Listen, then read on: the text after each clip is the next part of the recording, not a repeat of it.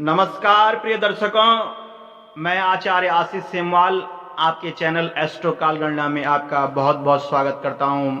आपके सामने आज मैं एक नया विषय, एक नया अध्याय लेके आया हूं। जन्म कुंडली में कुल देवताओं का दोष या लक्षण कैसे पता चले कि आपकी जन्म कुंडली में कुल दोष है, देवी देवताओं का दोष है।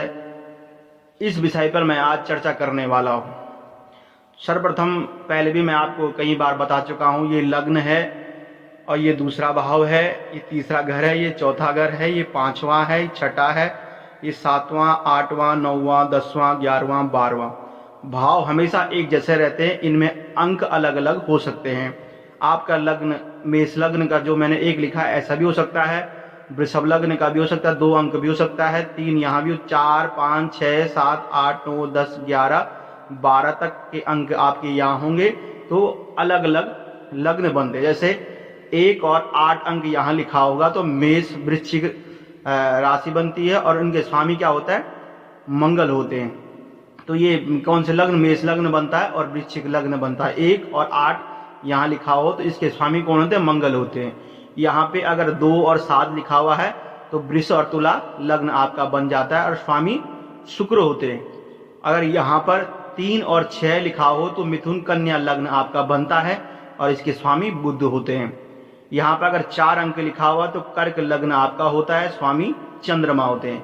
अगर यहाँ पे 5 अंक लिखा हुआ है तो सिंह लग्न आपका होता है और सूर्य इसके स्वामी होते हैं। यहाँ अगर 9 और 12 लिखा हुआ तो धनु लग्न और मीन लग्न आपका बनता है, स्वामी देवगुरु बृहस्पति बनते हैं। अगर यहाँ पर 10 और 11 लिखा हुआ हो मकर कुंभ लग्न आपका बनता है, स्वामी शनि होते हैं। ये तो मैंने बताया आपके लग्नों के बारे में, ये विशेष जानकारी है क्योंकि ये समझना आपको बहुत जरूरी है। अगर आप ये समझ जाएंगे तो आप ज्योतिष सीख जाएंगे और आप जो भी चीज मैं बताऊंगा आप वह समझ जाएंगे।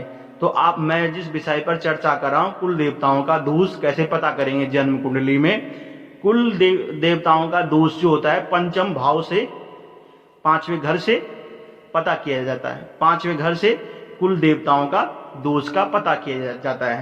कुल देवताओं का दोष जो होता है, कैसे पता चलता है कि आपके कुल देवताओं का दोष है।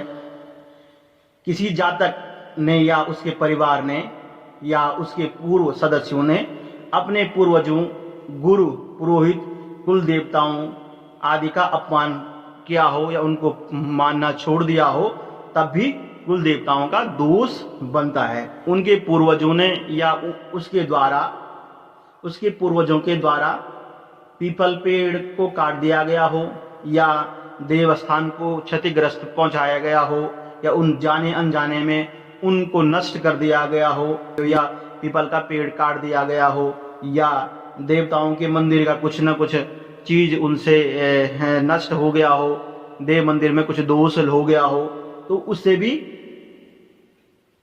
कुल के देवताओं का दोष बनता है।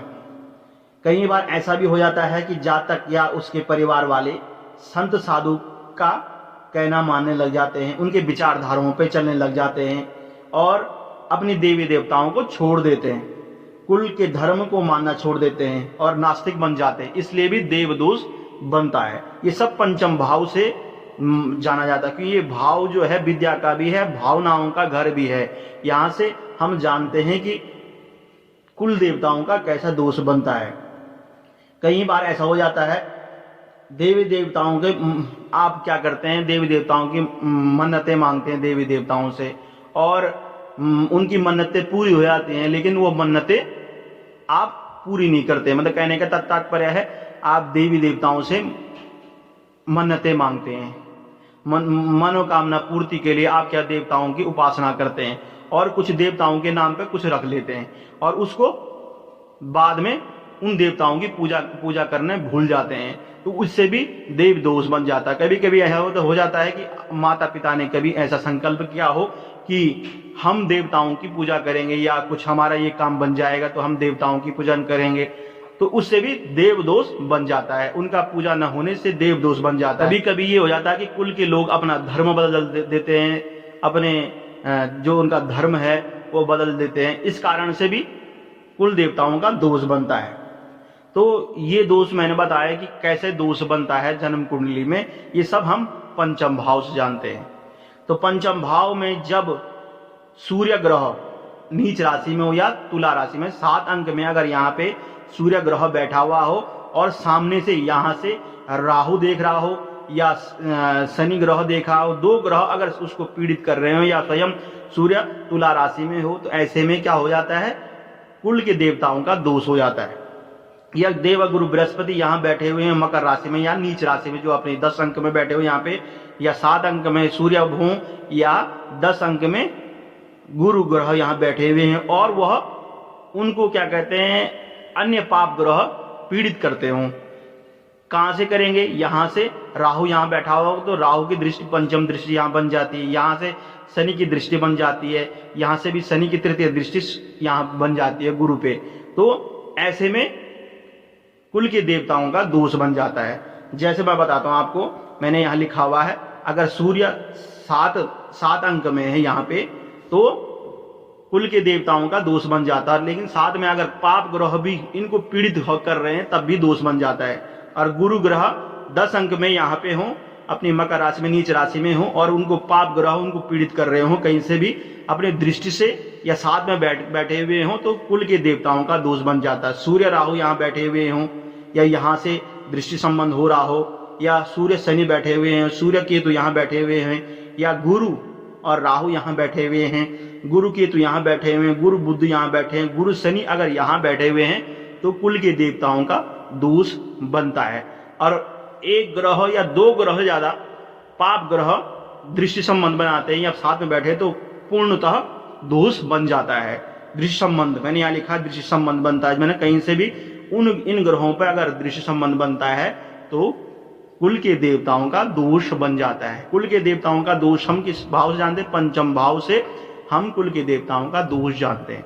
और मैं एक और बात बता दूं, अगर चौथे भाव में मंगल हो और यहां पर 10वें भाव में राहु हो या राहु यहां हो मंगल यहां हो, आपस में दृष्टि बनाते हैं, तो ये भी एक दोष बन जाता है। कई प्रकार का दोष, जैसे प्रेत दोष, जैसे भूत बाधा दोष बोलते हैं, ये दोष बन जाता है। अगर एक साथ बैठे हुए हो ये दोनों के दोनों पंचम भाव में, तब भी ये दोष बन जाता है। मंगल और राहु एक साथ बैठ जाएं, पंचम भाव में बैठ जाएं या चौथे भाव में बैठ जाए या 10वें भाव में दृश्य संबंध हो जाए, तब भी देव दोष के साथ साथ प्रेत दोष भी बन जाता है और ये भूत बाधा दोष बन जाता है कि कहीं न कहीं से व्यक्ति ने कहीं कि शुभ देवताओं के स्थान पे या कहीं भी आपने गलत काम किया हो, वहां से ये दोष बन जाता है। मैंने आपको बताया कुल देवताओं का दोष, उसके लक्षण कैसे बनता है ये दोष। आपको आज का विषय कैसा लगा मुझे कमेंट करें, इस वीडियो को शेयर करें, लाइक करें। अगर आप हमारे चैनल में नए हैं तो चैनल को सब्सक्राइब करना न भूलें। तब तक के लिए मुझे अनुमति दीजिए। जय माता दी।